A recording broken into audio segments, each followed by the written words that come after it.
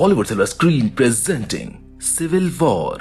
America जैसी country में अगर सारी पब्लिक प्रोटेस्ट पर उतर आए, किसी जगह पर कोई नियम ना बचे और हर जगह बॉम्ब ब्लास्ट और दंगे हो रहे हो, तो ऐसी सिचुएशन में वहां के लोगों की क्या स्थिति होगी, ये हम आज की मूवी में देखेंगे। ये कहानी है कुछ जर्नलिस्ट की जो कुछ खास चीजें रिकॉर्ड करने के लिए अपनी जान पर खेल जाते हैं। मूवी की शुरुआत में हम अमेरिका के प्रेसिडेंट को देखते हैं जो कि एक स्पीच दे रहे होते हैं। यहाँ पर हम देख पाते हैं कि उन्हें बीच बीच में कुछ भयानक दृश्य दिख रहे होते हैं जिसके कारण वो ठीक से बोल नहीं पा रहे होते। प्रेसिडेंट को खुद इस बात पर यकीन ही नहीं होता कि जो कुछ वो बोल रहे हैं वो सच नहीं है, मगर फिर भी वो अपनी स्पीच में कहते हैं कि अभी चल रहे इस युद्ध में वो जल्द ही जीत हासिल कर लेंगे। ये सब होटल में बैठी एक जर्नलिस्ट ली स्मिथ अपने टीवी पर देख रही होती है और वो उनकी फोटो निकाल लेती है, जिसके बाद अचानक ली को भयानक आवाजें सुनाई देती हैं और हम देख पाते हैं कि वहीं पास में एक बॉम्ब ब्लास्ट हुआ होता है। आगे हम देखते हैं कि पूरे अमेरिका की हालत काफी खराब होती जा रही है।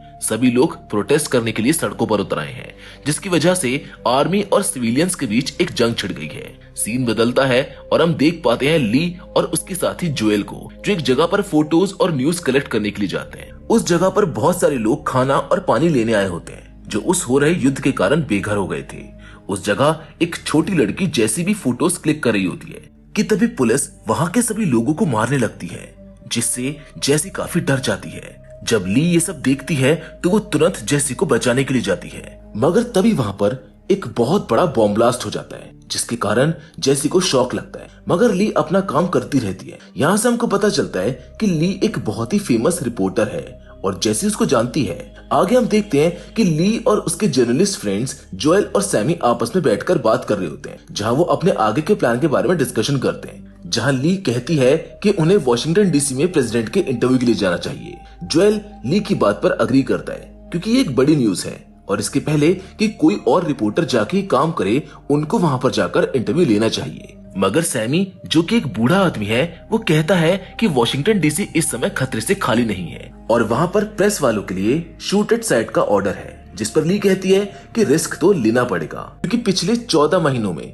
किसी भी जर्नलिस्ट ने अभी तक प्रेसिडेंट का इंटरव्यू नहीं लिया है। इसके बाद ली से मिलने जैसी आती, जो उसको बचाने के लिए ली का शुक्रिया अदा करती। वो ली को बताती है कि वो उसको शुरू से ही अपना आइडल मानती है और उसके जैसा बनना चाहती है। आगे हम देखते हैं कि ली अपने बाथटब में बैठकर उन सभी चीजों के बारे में सोचती है जो उसने इस वॉर में देखी होती है। ली ने बहुत से भयानक मोमेंट्स कैप्चर किए होते हैं जिन्होंने उसे अंदर से हिला कर रख दिया था। अगली सुबह जब ली जाने के लिए होटल से बाहर आती है तो वो देखती है कि उनकी कार में जैसी भी मौजूद है, जिसको देखकर ली जोएल पर नाराज होती है, जिस पर जोएल उसको बताता है कि कल रात जब वो सब वहां पर बैठे थे तो ली के जाने के बाद जैसी वहां पर आई और उसने उनके साथ चलने के लिए कहा क्योंकि वो भी एक जर्नलिस्ट बनना चाहती है। जिसके बाद वो सभी लोग निकल जाते हैं वॉशिंगटन डीसी के एक खतरनाक सफर पर, जहां सड़कों पर सभी तरफ गोलियां चल रही होती है।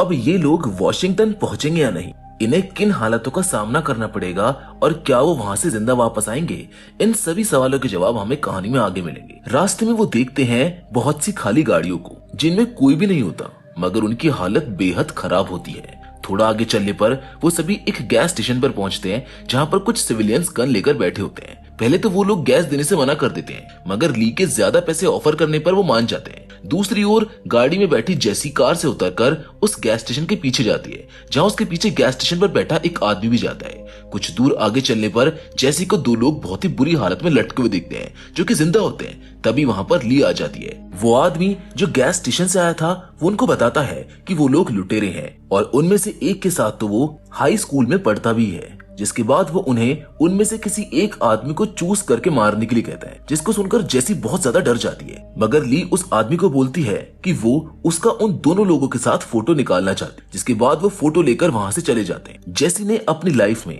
कभी भी ऐसी दरिंदगी नहीं देखी होती है, इसीलिए जब वो इस तरह की सिचुएशन में होती है तो उसको कुछ भी समझ में नहीं आता है।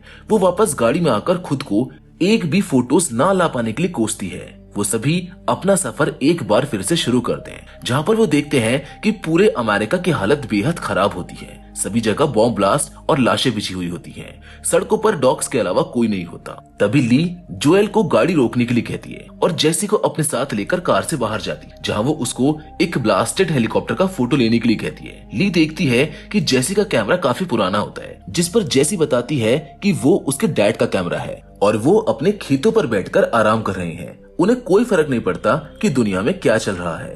जेसी ली से उनके साथ आने के लिए माफी भी मांगते हैं, क्योंकि उसको लगता है कि ली उसके आने से खुश नहीं है, जिस पर ली कहती है कि ये जेसी का डिसीजन है और अगर वो यहाँ पर मर गई तो वो उसकी अपनी जिम्मेदारी होगी। रात होने पर वो सभी लोग एक जगह पर रुकते हैं, जहाँ सैमी ली से कहता है कि उसको इतना स्ट्रेस नहीं लेना चाहिए, क्योंकि उसने पहले भी ऐसी कई सिचुएशंस हैंडल की हैं, इसीलिए उसे खुद पर भरोसा रखना चाहिए। जिसके बाद उन्हें आसमान में बहुत सी गन फायरिंग दिखाई देती है, जहाँ पर वो सुबह जाने का फैसला करते हैं और इसके बाद सभी लोग सो जाते हैं। अगली सुबह वो सभी लोग उस फायरिंग की जगह पर जाते हैं, जहाँ पर वो देखते हैं कि बहुत से लोग एक दूसरे पर गोलियां चला रहे होते हैं। इतनी मौतें और खून देखकर जेसी बहुत घबरा जाती है, मगर इस बार वो अपना काम जारी रखती है। लड़ाई खत्म होने पर एक ग्रुप के सभी लोग दूसरे ग्रुप के लोगों को मार डालते हैं और ये सब हो जाने के बाद भी वो लोग एकदम नॉर्मल बिहेव करते हैं, जैसे कि कुछ हुआ ही ना हो। जब वो सभी एक बिल्डिंग में गए थे तो वहाँ पर एक आदमी था जो कि उनसे अपनी जिंदगी की भीख मांग रहा था,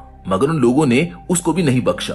ये सब देखकर जेसी को काफी अजीब लगता है, मगर फिर भी वो अपना फोटोशूट जारी रखती है। कहानी आगे बढ़ती है और हम देखते हैं कि वो लोग दोपहर में खाना खाने के लिए एक जगह रुकते हैं, जहाँ बहुत से लोग होते हैं। वो सभी लोग अपने बच्चों के साथ वहाँ मस्ती कर रहे होते हैं। वहाँ ली जेसी के लिए कुछ खाना लेकर आती है, जिसके बाद जेसी ली को अपने लिए हुए कुछ फोटोज दिखाती है, जिसके लिए ली तारीफ करती है। वो लोग रात वहीं पर बिताते हैं और सुबह होने पर वहाँ से निकल जाते हैं। कुछ दूर चलने पर वो एक टाउन में पहुंचते हैं, जहाँ सब एकदम नॉर्मल होता है, जैसे कि यहाँ पर कुछ हुआ ही ना हो। जिसके बाद वहाँ क्या हो रहा है ये पता करने के लिए वो सभी लोग एक कपड़े की दुकान में चले जाते हैं। यहाँ पर उनको पता चलता है कि पूरे अमेरिका की हालत देखकर उन लोगों ने उस वॉर में पार्टिसिपेट ना करने का फैसला लिया है। वहाँ जेसी ली के लिए ड्रेस सिलेक्ट करती है और उसकी फोटो भी निकालती है। आगे चलने पर उन्हें रोड पर एक आदमी की लाश दिखाई देती है। तभी उन लोगों पर कोई गोलियां चलाने लगता है और जोएल गाड़ी को उस लाश के ऊपर से निकालकर साइड में ले जाता है, जहां उन्हें दो स्नाइपर्स दिखते हैं। वो बताते हैं कि सामने वाले घर से कोई उन पर गोलियां चला रहा है। जेसी छुपकर उन सभी लोगों की फोटोज निकालती है। वहीं ली शांति से जमीन पर बैठकर फूलों को देखती है और तभी वो स्नाइपर उस घर से गोली चलाने वाले आदमी को मार देते हैं। इसके बाद एक बार फिर वो सभी लोग चलना शुरू करते हैं, जहाँ कुछ देर बाद ली को लगता है कि कोई गाड़ी उनका पीछा कर रही है। जब वो कार पास आती है तो वो देखते हैं कि वो तो उनका दोस्त टोनी है। जिसके बाद टोनी अपनी गाड़ी से कूदकर उनकी गाड़ी में आ जाता है और उसे ऐसा करता देख जेसी भी उनकी कार से दूसरी कार में चली जाती है और वो कार तेजी से आगे निकल जाती है। कुछ देर बाद वो देखते हैं कि जेसी की कार उनको दिख नहीं रही है और इसी बीच ली की कार का एक्सीडेंट होते होते बचता है। आगे चलने पर उन्हें टोनी की कार एक जगह पर खाली पड़ी हुई मिलती है, जिसके बाद वो लोग देखते हैं कि जेसी और टोनी के दोस्त को कुछ आर्मी वालों ने पकड़ लिया है। ली, जोएल, सैमी और टोनी उन्हें छुपकर देख रहे होते हैं, जहां वो आर्मी वाले बहुत से सिविलियंस की लाशों को एक ट्रक में भरकर वहां डंप करते हैं। जिसके बाद सैमी को छोड़कर बाकी सभी लोग जेसी को बचाने के लिए वहां पर जाते हैं। वो लोग उस आर्मी वाले को बताते हैं कि वो लोग प्रेस से हैं, इसीलिए वो उनको जाने दे। जिस पर वो आर्मी वाला उन सभी से उनका होम टाउन पूछता है और अचानक ही टोनी और उसके दोस्त को उन लोगों के सामने गन से मार डालता है। इससे गुस्सा होकर सैमी अपनी गाड़ी से उस आर्मी वाले को कुचल देता है और वो सभी गाड़ी में बैठकर वहां से भाग निकलते हैं। कुछ दूर कार चलाने के बाद सैमी कहता है कि वो अब और कार नहीं चला सकता, जिस पर वो देखते हैं कि सैमी को भी गोली लग चुकी है और वहां से काफी खून बह रहा है।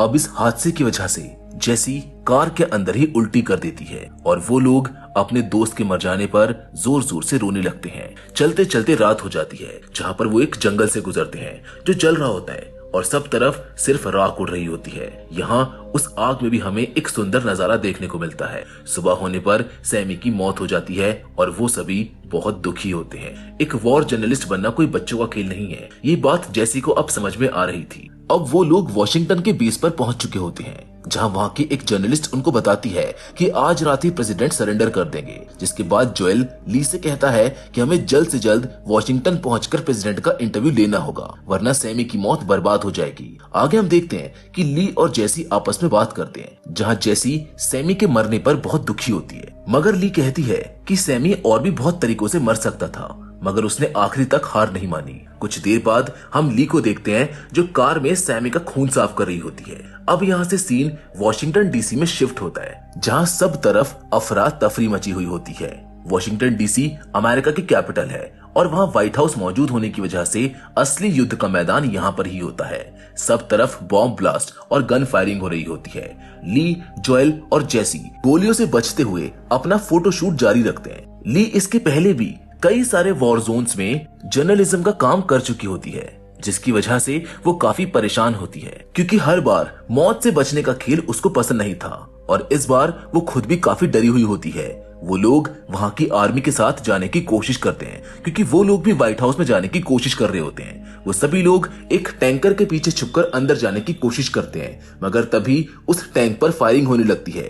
लेकिन कुछ देर बाद ही उस टैंक की मदद के लिए एक और टैंक आ जाता है, मगर उसको बॉम्ब से उड़ा दिया जाता है। वहाँ मौजूद सोल्जर उनको बताता है कि प्रेसिडेंट सरेंडर कर चुके हैं और अब वो लोग उसको मारने जा रहे हैं। वो तीनों जर्नलिस्ट वहाँ पर हो रही सभी चीजों को कैप्चर करने की कोशिश करते हैं। तभी अचानक व्हाइट हाउस में से 3 कार निकलती है। सभी को लगता है कि प्रेसिडेंट भागने की कोशिश कर रहा है, जिस पर सभी लोग इन गाड़ियों पर भयानक फायरिंग करते हैं और उन गाड़ियों को वहीं पर रोक लेते हैं। मगर ली को समझ आ जाता है कि ये उन्हें गुमराह करने की एक चाल है, इसीलिए वो जोएल और जेसी को व्हाइट हाउस चलने के लिए कहती है। इन कार्स में बैठे लोग जैसे ही बाहर आते हैं, वहाँ मौजूद सोल्जर्स उनको मार डालते हैं। दूसरी ओर ली, जोएल और जेसी व्हाइट हाउस में घुस जाते हैं, जो खाली पड़ा हुआ है। उन्हें ऐसा करता देख कुछ आर्मी सोल्जर्स भी उनके पीछे जाते हैं। व्हाइट हाउस के अंदर जाने पर उन्हें वहाँ सभी लोग मरे हुए दिखते हैं, लेकिन फिर भी वो लोग आगे बढ़ते रहते हैं। तभी जोएल ली से कहता है कि वहाँ कोई भी नहीं है और वो जगह पूरी तरह से खाली है।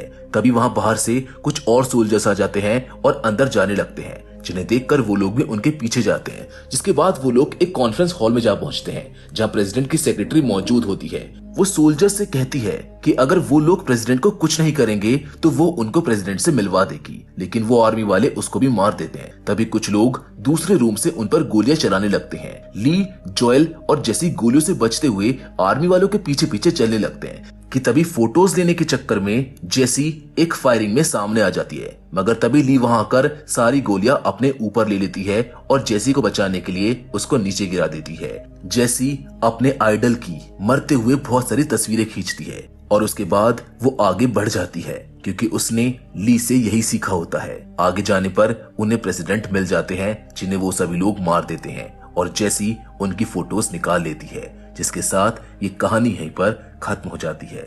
मैं जानता हूँ कि सिविल वॉर बहुत अनयूजुअल कहानी है, लेकिन ये सच्चाई है हम इंसानों की। हम युद्ध नीतियाँ इन गृह युद्ध में इतना खो गए हैं कि हम असली मानवता को तो भूल ही गए हैं। ये टॉपिक बहुत कंट्रोवर्शियल हो सकता है, इसलिए इस पर मैं ज्यादा बात ना करते हुए आज के इस वीडियो को यहीं पर खत्म करता हूँ। मैं उम्मीद करता हूँ कि ये कहानी आपको पसंद आई होगी। आप हमें कमेंट करके जरूर बताइएगा। बाकी फिलहाल तो आज की कहानी में बस इतना ही, लेकिन हम फिर से जरूर मिलेंगे और वो भी एक और नई इंटरेस्टिंग कहानी के साथ, मगर हमेशा की तरह। तब तक के लिए धन्यवाद।